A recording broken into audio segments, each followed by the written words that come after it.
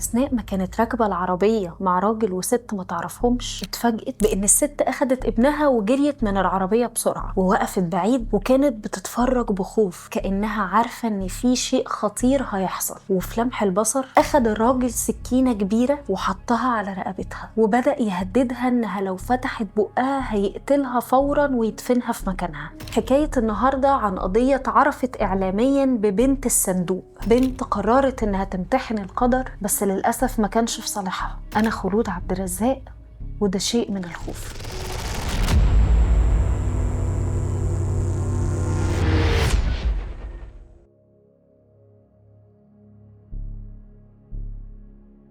سنة 1977 كولين ستان اللي عندها 20 سنة كانت في بيتها في يوجين في ولاية أوريجون الأمريكية لما اتصلت بيها صديقتها اللي عايشة في إيست وود في ولاية كاليفورنيا وقالت لها إن عيد ميلادها بكرة وإنها هتعمل حفلة وعايزة كولين تكون موجودة، رغم إنها عارفة إنها مستحيل تيجي بسبب بعد المسافة. وبعد ما كولين قفلت المكالمة جات لها فكرة إنه ليه ما تفاجئش صاحبتها وتروح عيد الميلاد، رغم إن المسافة اللي بتبعد بينهم كانت حوالي 400 ميل. وكولين وقتها كانت عاطلة عن العمل، ولكن ده ما منعهاش علشان هي عارفة ان في طرق تانية للسفر مش محتاجة فلوس، زي انها تقف على الطريق وتحاول تلاقي توصيلة مجانية من العربيات المعدية على الطريق. ويمكن الفكرة دي تكون خطرت على بال حد فينا او حد على الاقل نعرف طريقة سهلة بس كلها مخاطر، ولكن هي كانت عارفة ده كويس ومع ذلك قررت ان هي تغامر. كولين كانت شابة متحررة وبتحب المغامرة وما كانش عندها حاجة تخليها تقعد تستنى في البيت. كولين اتولدت في كاليفورنيا، أبوها وأمها اتطلقوا وهي في سن صغير، كل واحد فيهم عايش في بيت منفصل. ما كملتش دراستها الثانوية واتجوزت وهي عندها 17 سنة من شاب أكبر منها ب5 سنين، لكن معشوش مع بعض فترة طويلة وانفصلوا. ما كانتش دي أول مرة تجرب السفر أو التنقل بالشكل ده، وكانت شايفة إن هي عندها خبرة في الطريقة دي من السفر، فما كانتش بتركب غير مع حد تقدر ان هي تثق فيه. وبالفعل خرجت من البيت وهي معاها شنطة صغيرة ووقفت على الطريق وبدأت تستنى العربية المناسبة. وعلشان الطريق طويل جدا كان صعب ان هي تلاقي توصيلة واحدة بس توصلها للمكان اللي هي عايزة تروحه على طول، كان لازم تركب كذا عربية لحد ما توصل. وفعلا أول مرة ركبت مع سواق عربية نقل كبير في السن، وصلها نص المسافة وجاب لها كمان عشاء على حسابه. وتاني مرة ركبت مع ست بتسافر لوحدها في عربية صغيرة، قطعت معاها ربع المسافة لحد ما بقى فاضل على نقطة وصولها أقل من 100 ميل. كانت محتاجة بس توصيلة واحدة وهتوصل عند بيت صاحبتها. وقفت للمرة الأخيرة تستنى العربية المناسبة لحد ما جه سواق عربية نقل عرض عليها التوصيل، بس هي رفضت الركوب علشان ما ارتاحتش للسواق، لحد ما جه ميني باص سايقه شاب ملامحه هاديه وجنبه بنت جميله شايله بيبي. طبعا كولين ما ترددتش علشان تركب المره دي. الشاب قدم نفسه بان اسمه كاميرون هوكر، عنده 23 سنه، والشابه اللي جنبه هي مراته جانيس عندها 19 سنه، وده ابنهم الرضيع عنده 7 شهور بس. وبداوا يتكلموا معاها بشكل لطيف، بس ما عداش وقت طويل علشان تبدأ كولين تحس ان هي مش مرتاحة، لان هي لاحظت ان كاميرون بيبصلها بشكل غريب، بس ما عملتش حاجة علشان كانت مطمنة لوجود جانيس والطفل. وبعد ما عدوا مسافة قليلة وقف كاميرون عند محطة بنزين وبدأ يفول العربية، وراحت جانيس للسوبر ماركت اللي في البنزينة، وكولين راحت للحمام وكانت لسه حاسة بعدم الراحة، ولكنها استسلمت لفكرة ان ده هاجس مش حقيقي. ولما رجعت كولين للعربية قدمت لها جانيس حاجة حلوة، وشافت وقتها في عين جانيس نظرة خلتها تقلق أكتر. ولكن كان الوقت عدى وكاميرون ركب العربية وبدأ يتحرك، والمرة دي محدش اتكلم خالص وبدأ الصمت هو اللي يسيطر. ومن وقت للتاني كاميرون وجانيس كانوا بيبصوا لبعض بنظرات غريبة، وقطع الصمت ده كاميرون وهو بيقول إن في كهف جليدي قريب من هنا، هم عايزين يزوروه ومش هيتأخروا قوي. فوافقت كولين لأن ما كانش عندها اختيار تاني، وفعلا كاميرون أخد طريق فرعي مشي فيه حوالي 10 دقايق وبعدين وقف العربية، وفجأة جانيس أخدت ابنها وجريت من العربية بسرعة ووقفت بعيد تتفرج بخوف. وفي لمح البصر أخد كاميرون سكينة كبيرة حطها على رقبة كولين وبدأ يهددها إنها لو فتحت بقها هيقتلها فورا. بدأت كولين تعيط وتطلب منه إن هو ما يأذيهاش، فقال لها إنه مش هيعمل لها حاجة طول ما هي بتسمع كلام. فاستسلمت كولين، يمكن ده أملها الوحيد إن هي تطلع عايشة. طلع كاميرون حبل وبدأ يربط إيديها ورجليها، وبعدين راح لآخر العربية ورجع بصندوق مكعب فيه فتحة من تحت وبدأ يحشر راسها جوه الصندوق ده. ومن هنا كولين ما بقتش شايفة أي حاجة. خلونا الأول نعرف مين هما كاميرون وجانيس. كاميرون هوكر اتولد في ولاية كاليفورنيا واشتغل في مصنع للأخشاب بعد ما خلص دراسته الثانوية. اتعرف سنة 1972 على بنت مراهقة عندها 15 سنة اسمها جانيس. كان عندها صرع وده أثر على شخصيتها ونفسيتها، وكانت شايفة في كاميرون فارس أحلامها ومستعدة تعمل أي حاجة علشانه. واستغل كاميرون الطفلة دي أبشع استغلال. كاميرون كان منحرف وعنده رغبات سادية مريضة، وبدأ يخلي جانيس تخضع لرغباته دي من أول يوم. كان بيعمل حاجات بشعة ومنحرفة بحجة إنه يخلي علاقتهم دي مميزة، وعلشان يخليها تحت تصرفه طول الوقت اتجوزها وعاشت معاه في بيت واحد. وبدأ يعمل لها غسيل دماغ ويوهمها بحاجات كتير جدا عن نفسه، ولأنها كانت ضعيفة ومهزوزة ما عداش وقت كبير علشان تستسلم لده تماما، لدرجة إنه كان بيعلقها بحبال في سقف في بدروم البيت ويبدأ يضربها بالكرباج بشكل وحشي، وهي ما كانتش بترفض رغم ألمها وضيقتها من ده، لأنها كانت عايزة ترضيه، مع إنها عمرها ما فهمت إيه الممتع في كل ده. لكن جانيس طلبت منه إنه يوقف اللي بيعمله ده بعد ما جابت منه طفل. قالت له إنها تعبت وعايزة تقضي وقتها في الاعتناء بطفلها، بس كاميرون ما وافقش على ده إلا في حالة واحدة، وهي إنه يلاقي بديل ليها. جانيس رفضت الفكرة في الأول، وبما إنه كان شاطر جدا في اللعب بأفكارها ومشاعرها أقنعها إنه بيعمل كده علشانها مش علشانه، وإن البنت البديلة دي هتكون عبدة، وإنه مش هيعمل علاقة معاها أبدا، هو بس هيفرغ رغباته السادية فيها. وافقت جانيس، والحقيقة أنا معرفش إزاي، وكمان اتفقوا إنهم يخطفوا بنت علشان تكون عبدة لكاميرون. وكانت الضحية الأولى بنت اسمها ماريا، أخدها بحجة إنه يوصلها لأن الدنيا كانت ضلمة، لكن انتهى بيها الأمر في بيتهم وتعرضت للجلد والضرب لمدة أيام. وكاميرون عذبها لدرجة إن البنت ماتت في إيده ورموا جثتها في مكان بعيد.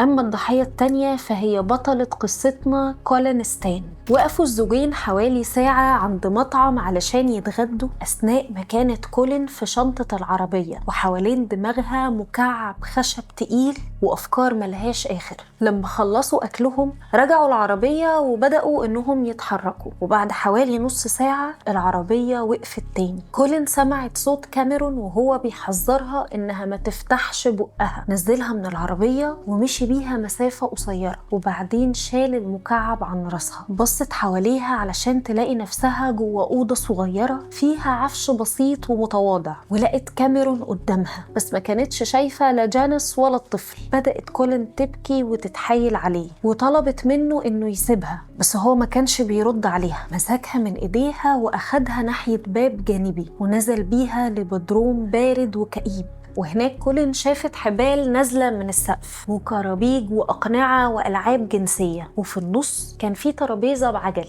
أمرها إن هي تطلع فوقيها، وأول ما طلعت بدأ إنه يربط إيديها في الحبال اللي نازلة من السقف وجردها من هدومها تماما وغم عينيها، وبدأ يشد الحبال لفوق وبعدين زق الترابيزة من تحت رجليها علشان تبقى كولين متعلقة في الهواء. وبدأت تحس بألم فظيع في دراعها وتصرخ علشان حد حد يلحقها، لكن كاميرون قال لها صرخي زي ما انت عايزة عشان اقتلك زي ما عملت مع اللي قبليكي. اول ما سمعت كده خافت وحاولت ان هي تكتم وجعها، لكن بمجرد ما عملت كده حست بحاجة حادة زي السكينة بتلسع جلدها، ومع كل لسعة كانت بتحس بوجع رهيب، فبدأت تصرخ من جديد من شدة الألم. ولاحظت ان الرابطة اللي على عينيها ما كانتش مربوطة كويس، فبدأت تحاول ان هي تبص من تحت الغمامة دي علشان تشوف ايه اللي بيحصل فيها بالظبط، فتشوف حاجة زي سلك اسود بيتحرك تحت رجليها، فعرفت انه بيجلدها بكرباج.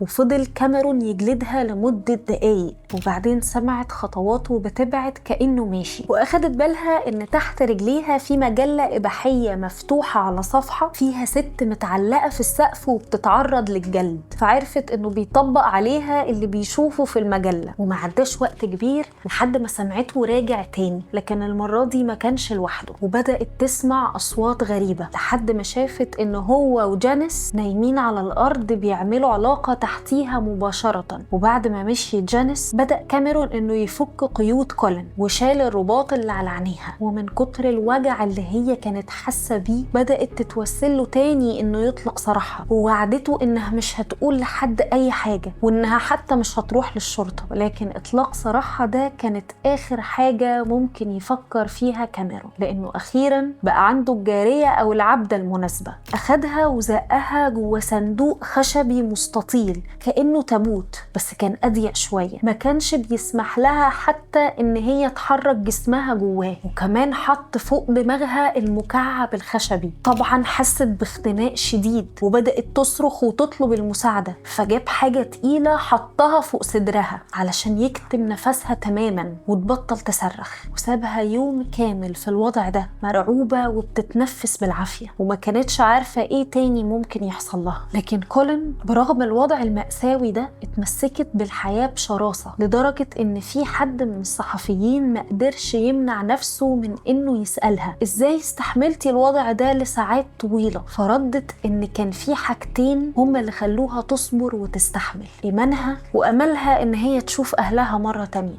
لما فتح كاميرون الصندوق مرة تانية بعد اكتر من 20 ساعة ما كانش متأكد انه هيلاقي كولين حية، لكن اندهش لما شافها لسه بتتنفس. والعجيب انه لما شال المكعب من فوق دماغها ما صرختش ولا عيطت، كانت منهكة ومستنزفة تماما. طلعها من الصندوق وهي بتقف بالعافية، شربها مية واداها اكل قليل جدا علشان يعلقها من جديد في الحبال ويبدأ في جلدها تاني. فضل يعذب فيها حوالي ساعة، ولما خلص رغباته المريضة بدأ انه يرخي الحبال وينزلها ويرجعها تاني للتابوت كأنه بيرجع لعبة. وبالتدريج بقى ده الروتين اليومي لحياة كولين، تقعد في التابوت اكتر من 20 ساعة ويطلعها فترة قصيرة علشان يعذبها ويرجعها مرة تانية. والحقيقة ان كاميرون كان مخطط لده كويس، هو كان عايز يروضها ويدمر خلايا دماغها علشان ما يبقاش في حاجة في ذهنها غيره. وهنشوف خلال الأحداث اللي جاية إزاي قدر إنه يحقق ده بشكل ما كانش حد يتخيله. وبعد شهر من الروتين الفظيع ده لأول مرة سمح لها بإنها تستحمى، وحطها في صندوق أكبر شوية، وبدأ يخليها بره الصندوق فترات أطول، وبالتالي بقى بيعذبها أكتر. وبدأ يخترع أنواع جديدة من التعذيب، زي إنه يكوي جلدها بأسياخ أو يكهربها أو إنه يخلي راسها تحت المية لحد ما تتخنق تماما. كل يوم كان بيكتشف طريقة جديدة لتعذيبها، وكل يوم بتكتشف هي طريقة جديدة للتعامل مع جنونه. اتعلمت إن هي تطيعه في كل حاجة هو عايزها وما تجادلوش أبدا، واتعلمت إن عياطها وتوسلها ده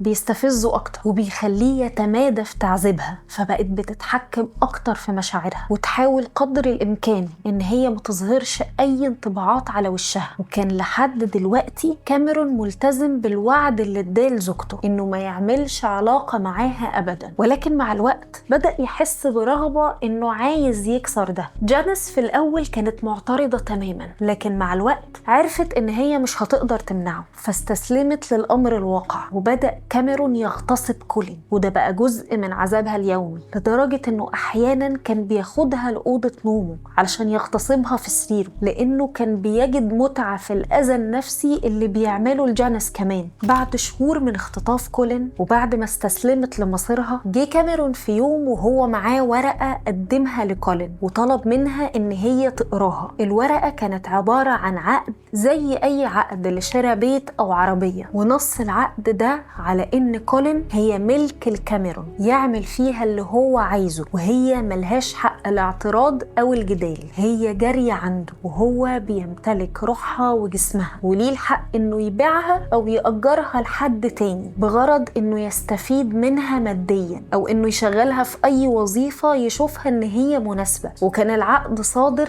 عن شركة اسمها شركة العبيد. كاميرون قال لكولين إن دي شركة ضخمة وبتعمل بسرية على إدارة العبيد داخل الولايات المتحدة، وإنه اشترى منهم العقد ده مقابل $1500، وإن العبيد اللي بيخضعوا لعقود الشركة بيبقوا تحت المراقبة المستمرة من عملاء وجواسيس الشركة دي، ولو حاولوا إنهم يهربوا أو ما يسمعوش أوامر أسيادهم فالشركة هتاخدهم وتسلمهم لأشخاص في منتهى القسوة علشان يقتلوهم بأبشع صورة، وممكن كمان ما يكتفوش بقتله لوحده ويقتلوا كل أفراد عيلته. وبالعقد ده كولين بقى اسمها العبدة كاي، وقال لها إن هي ما ينفعش تكلمه غير بكلمة سيدي، وهمها إن جينيس كمان عبدة، وإن هي وقعت على عقد شبه ده من سنين. كاميرون طلب من كولين إنها تمضي العقد ومضيته فعلا. واحد من الصحفيين سألها بعد سنين عن إزاي توقع عقد شبه ده وإزاي أصلا صدقته. قالت له إن هي ما كانش عندها الإرادة أو حق الاختيار علشان ترفض التوقيع. توقيعها على العقد كان تحصيل حاصل، أما إزاي صدقت وجود شركة زي دي فده كان بسبب خضوعها التام عقليا وجسديا لكاميرون. هو نجح في غسل دماغها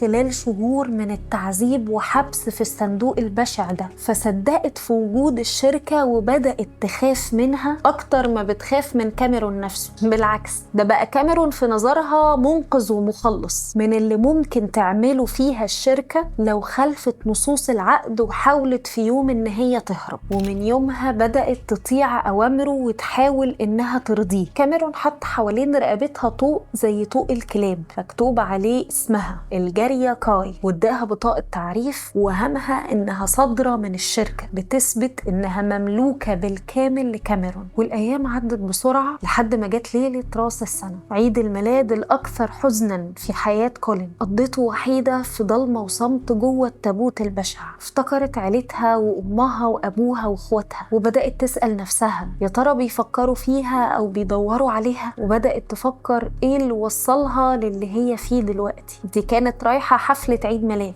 إزاي انتهى بيها الأمر في المكان ده والوضع ده؟ عدت سنة كاملة وانعدم إحساس كولين بالوقت، وبدأت تتكيف مع اللي بيحصل معاها ومحدش بقى فاكرها. أصدقائها قلقوا عليها بعد ما غابت كام يوم، واتصلوا بصاحبتها اللي كانت رايحة لها عيد الميلاد بس قالت لهم إنها ما جاتش، واتصلوا بعيلتها وما كانش عندهم أي خبر منها، فاتصلوا بالشرطة واللي ما قدرتش تجاوب على أي حاجة حوالين مصير كولين. وافتكر المحققين إنها ممكن تكون اتقتلت على إيد حد من السواقين، أو ممكن تكون انضمت لطائفة سرية. ومع مرور الوقت افتكر الكل إن هي ماتت. الوحيدة اللي ما وقفتش سؤال عليها هي أمها. كل أسبوع كانت بتروح للشرطة يمكن تلاقي إجابة. سنة 1978 اتنقل كاميرون مع جينيس علشان يعيشوا في بيت متحرك. وصمم كاميرون لكولين سجن جديد المرة دي، عمل صندوق خشب تحت السرير اللي بينام عليه، وكانت كولين بتقضي حوالي 23 ساعة من يومها جوه الصندوق ده، وفوقيها كاميرون وجينيس، وكانت بتسمع كل حركاتهم. وكانت كولين في الصندوق لما جينيس ولدت طفلها التاني فوق نفس السرير ده. التابوت الجديد لكولين كان أوسع شوية من اللي قبله، وما كانتش بتاكل غير وجبة واحدة في اليوم عبارة عن بواقي الأكل، وما كانتش بتخرج من زنزانتها دي غير لما كاميرون يبقى عايز يعذبها أو يغتصبها. وفضل الحال البشع ده سنتين كمان، فقدت كولين فيهم تلت وزنها وشعرها وقع. لكن سنة 1980 يعني بعد 3 سنين من خطفها بدأ كاميرون يخفف قيوده شوية عليها، يمكن علشان حس انها بقت مروضة تماما، فبقت بتفضل مدة أطول بره التابوت، وبقت بتطبخ وتنظف وتعتني بأطفال جينيس. وعلشان كاميرون يتأكد انها مسلوبة الإرادة تماما قرر انه يمتحنها وسابها تخرج علشان تنظف، وبدأ بيراقبها من بعيد، وكان ممكن إنها تخرج وتهرب بسهولة أو تطلب المساعدة، ولكنها ما حاولتش تعمل أي حاجة وما فكرتش حتى في الهروب. كان رعب الشركة الوهمية مسيطر على عقلها. طبعا كاميرون اتبسط من النتيجة دي وبقى يسمح لها تقعد بره التابوت، وبقت بتنام تحت السلم، والجيران بدأوا يتعودوا على رؤيتها ومحدش حس بأي حاجة غريبة. بلغت ثقة كاميرون في سيطرته على كولين لدرجة إنه سابها تمشي في الشارع، وكانت بتتمشى بره البيت، وفي كل مرة كانت بترجع. لكن الحرية دي ما كانتش طبعا بترحم كولين من التعذيب. كاميرون كان بياخدها للقبو يوميا، ولو غلطت في حاجة كان بيعاقبها بالصعق بالكهرباء ويضربها ويشتمها ويخليها تنام على بلاط الحمام البارد. وكان قال لها إنها مش من حقها تتكلم غير بعد ما تستأذنه باعتباره سيدها، فكانت بترفع إيديها لو عايزة تقول حاجة، وطبعا بتتعرض للتعذيب لو اتكلمت من غير استئذان. وكان لازم تعتني بأطفال كاميرون طول اليوم، خصوصا بعد ما جانيس اشتغلت في شركة وبقت بتقضي طول النهار بره وترجع بالليل مرهقة. وأيام الأجازات كان كاميرون بياخدها لاستراحة عربيات النقل على الطريق السريع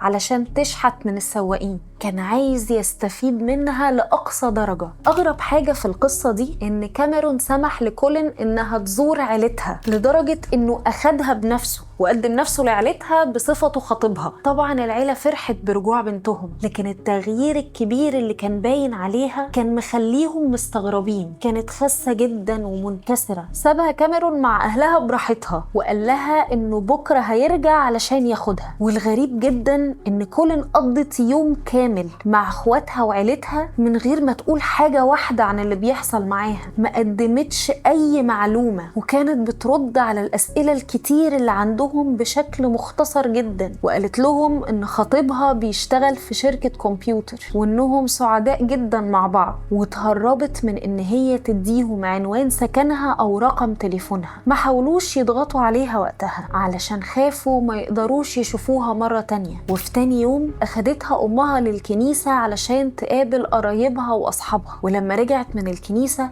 كاميرون كان في انتظارها علشان يرجعها تاني، وأختها صورتهم صورة بانوا فيها إنهم سعداء جدا زي أي اتنين مخطوبين. وعد كاميرون أهلها بإنه هيجيبها تاني علشان تزورهم قريب، وده وعد هو ما وفاش بيه أبدا الحقيقة. والزيارة دي كانت أكتر شيء غريب في قصة كولين كلها، لأن كان ممكن تنهي مأساتها دي بكلمة واحدة منها، لكن هي ما قدرتش تعمل كده. ولما الصحفي سألها عن ده بعد سنين قالت إن خوفها من الشركة كان مسيطر على إدراكها جدا. وكاميرون قال لها في الطريق إن في عشرات العملاء هيقتحموا البيت ويقتلوا العيلة كلها بعد أسابيع من الزيارة دي. جانيس فقدت وظيفتها وعلاقتها بكولين باظت علشان بدأت تغير منها، وبدأت تحس إنها بتستحوذ على اهتمام كاميرون أكتر منها، وبدأت تلومه على ده. وهو نفسه كان حس إنه اداها حرية أكتر من اللازم، علشان كده قرر إنه يرجع للطريقة القديمة.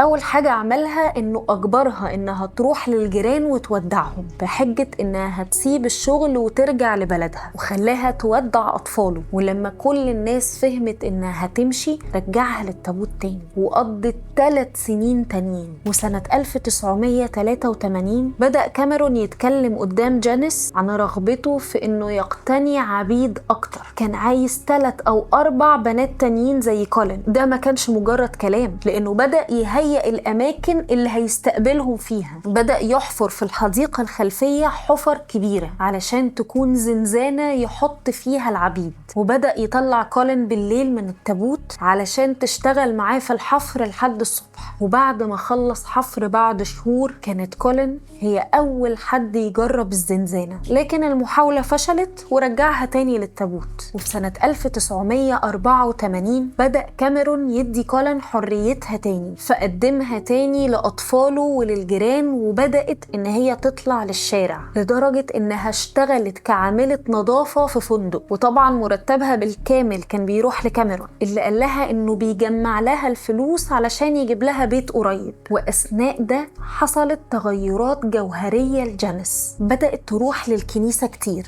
وبدأ إحساس الذنب يراودها بسبب اللي عملوه في كولين. وبدأت تكره كاميرون يوم بعد يوم، خصوصا بعد ما قال لها انه عايز يخلف من كولين وكلامه المستمر عن انه عايز عبيد اكتر. اهم تغيير حصل لجانيس انها بدأت تفقد الثقة في ادعاءات كاميرون، وخرجت اخيرا من قوقعة الاوهام بتاعته. في الحقيقة هي كانت لسه مؤمنة بوجود الشركة، بس بقت متأكدة ان كاميرون مش عضو في الشركة دي وان العقود دي مزيفة، لحد ما في يوم جانيس انفجرت وراحت للمكان اللي بتشتغل فيه كولين وقالت لها بصراحة ان كاميرون كذاب وانه مش عضو في الشركة. كولين اتصدمت لدرجة انها فاقت من الوهم اللي كانت فيه فجأة، واتصلت بأبوها في ساعتها وطلبت منه انه يبعت لها تمن تذكرة الرجوع للبيت علشان هي معهاش اي فلوس. ابوها حول لها الفلوس فورا، وقبل ما تطلع للاتوبيس اتصلت بكاميرون من تليفون عمومي وقالت له ان هي ماشية ومش هترجع. حاول يهددها ويخوفها بالشركة، لكن هي قالت له انها عرفت الحقيقة وان تهديده ده مش هينفع. فجأة بدأ يعيط ويتوسل لها ان هي ترجع، لكن هي قفلت وركبت الاتوبيس، واخيرا بعد 7 سنين هترجع للبيت. الغريب في قصة كولين ان هي ما قدمتش بلاغ ضد كاميرون بعد ما وصلت بيتها، وما قالتش لأهلها الحقيقة ولا أي حاجة عن اللي كان بيحصل معاها. قالت لعيلتها إنها فسخت الخطوبة، وكان كاميرون مسيطر على عقلها. وخلال الأسابيع اللي بعدها كاميرون كلمها أكتر من مرة علشان يخليها ترجع، وهي كانت بترفض.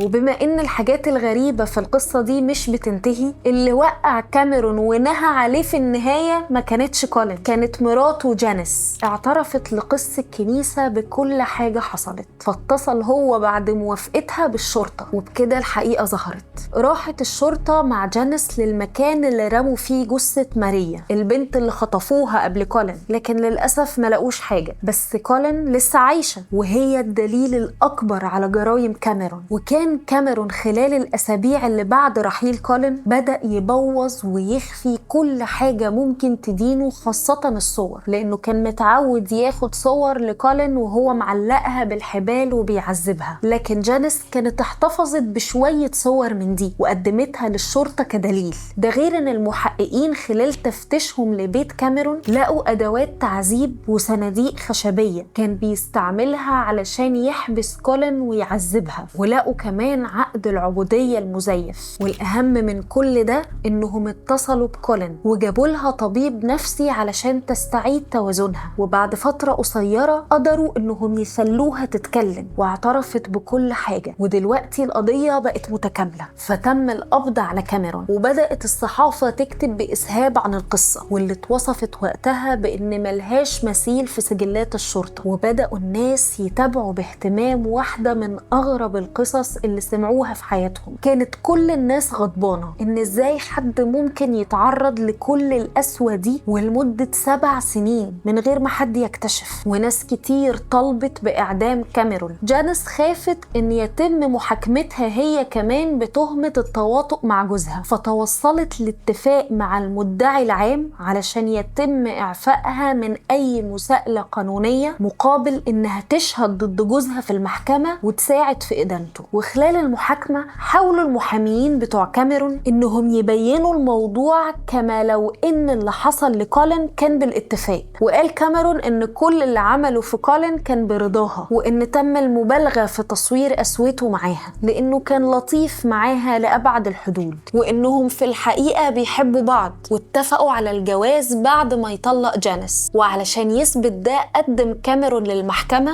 رسائل بخط إيد كولين بتعترف فيها بحبها الفظيع ليه. أما بالنسبة لقصة الشركة وعقد العبودية فقال إن ده مجرد هزار استوحى من قصة خيالية شافها في جريدة محلية. المحاكمة استمرت لكذا جلسة، لكن شهادة كولين غيرت كل حاجة، وكان عدى أكتر من سنة على خروجها من بيت كاميرون. خضعت فيهم لعلاج نفسي مكثف واستعادت جزء كبير من توازنها، وراحت للمحكمة تحكي التفاصيل اللي تعرضت ليها على إيد كاميرون، وإنه إزاي ما اكتفاش بتعذيبها وإذلالها، هو كمان غسل دماغها. وكلامه عن العبودية والشركة ما كانش هزار أبدا، ده كان تجسيد حي للسادية والقسوة منها. من كاميرون اللي استخدمهم علشان يخوفها ويخضعها ليه. وبالنسبة للرسائل اللي قدمها كاميرون كدليل، كولين قالت إنها حقيقية بس مش من قلبها، هي كتبتها تحت التهديد بعد ما أجبرها علشان يستخدمها كدليل لبراءته بعد كده لو اتفضح. ده غير إن هي كانت مضطرة طول الوقت إنها تسمع كلامه علشان يعملها كويس وتتجنب الرجوع للصندوق. شهادة كولين كانت فعلا مؤلمة، وناس كتير من اللي حضروا المحاكمة بدأوا يبكوا وهم بيسمعوا التفاصيل اللي صعب أي حد يتصورها. وكان في شعور بالغضب من الناس والصحافة والحكومة، وكان في شبه اتفاق على إن كاميرون مش هينجو بفعلته، خصوصا إنه ما بينش أي ندم خلال المحاكمة. ده كان شايف إن اللي عمله ده شيء يستحق عليه الشكر. وأخيرا سنة 1985 هيئة المحلفين أقرت إن كاميرون هوكر مذنب بجميع التهم اللي توجهت إليه، والقاضي أصدر حكم مشدد بالسجن 104 سنة دون الحق في طلب العفو قبل سنة 2023. واتقفلت القضية ورجعت كولين ستان تمارس حياتها الطبيعية، كملت دراستها وعلاجها النفسي واتجوزت واتطلقت، وعندها دلوقتي ابنة شابة وعايشة تحت اسم مزيف علشان تحمي نفسها من تطفل الصحافة. وبقت ناشطة في قضايا الاختطاف والاغتصاب، ودايما بتحاول تقدم الدعم والمشورة للنساء اللي عدوا بمحن شبه اللي هي عدت بيها. أما بالنسبة لجانيس فمحدش عارف حاجة عن مصيرها هي وأطفالها، والعلاقة مقطوعة تماما بينها وبين كولين. وفي سنة 2015 كاميرون قدم طلب للحصول على العفو بحجة المعاناة من مشاكل جسدية وعقلية، وكانت كولين من أشد المعارضين لحصوله على العفو، وقادت حملة كبيرة ضده، وحست بسعادة لما الطلب ده اترفض وما بقاش عنده الحق في طلب عفو تاني غير سنة 2030. قالت للصحفيين جلسة الاستماع كانت كويسة وأنا فعلا مبسوطة بالنتائج. هو ما بينش أي ندم خلال 30 سنة في السجن، وما عملش أي حاجة علشان يحسن أو يغير من نفسه أو يسأل نفسه حتى هو عمل كده ليه. أنا معرفش إيه المشاكل الصحية والعقلية اللي هو بيعاني منها، بس ما اعتقدش بأنه عجوز طيب أو إنه مش هيكرر اللي عمله ده مرة تانية. كاميرون لسه عايش لحد دلوقتي في السجن، ومن كام سنة القضاء الأمريكي صنفه كمجرم جنسي خطير، والجلسة النهائية لتحديد وضعه وتصنيفه النهائي كانت في يناير 2026. لكن للأسف لحد دلوقتي مفيش أي معلومة أكيدة عن تصنيفه النهائي، لأن لو التصنيف ده تم هيتم منعه من الإفراج المشروط نهائيا. وكده تبقى حكاية النهاردة خلصت. لو عجبتكم الحلقة ما تنسوش تعملوا لايك وشير وسبسكرايب للقناة. مع السلامة.